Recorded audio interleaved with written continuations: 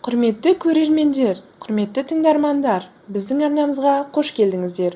Бүгін сіздерге белгілі жоғары санат дәрігері, академик, профессор, құрмет орденінің иегері, шипалы емдеу орталығының бас дәрігері, қазақ емшілігі көптомдығының авторы Қайрат Айдарханұлының «Қазақ емшілігі» атты кітабынан қазақ емшілігі рецепттерін ұсынамыз.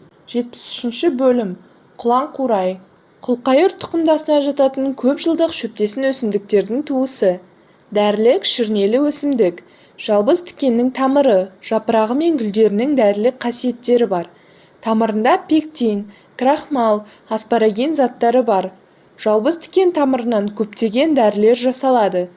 Тамыр тұнбасы, шырыны, сығындысы тыныс жолдары ауруларын емдейтін дәрі ретінде қолданылады. Гүлі тамыр және тұқымы дәрі болады. Ашылған кезде гүлін жинап алып көлеңкеде кептіреді. Тұқымын күзде алып кептіреді. Тамырын қай кезде болса да қазып алуға болады. Көбінесе жас күйінде істетеді. Осы видео ұнаған болса, арнамызға тіркеліп лайк басып кетуді ұмытпаңыздар.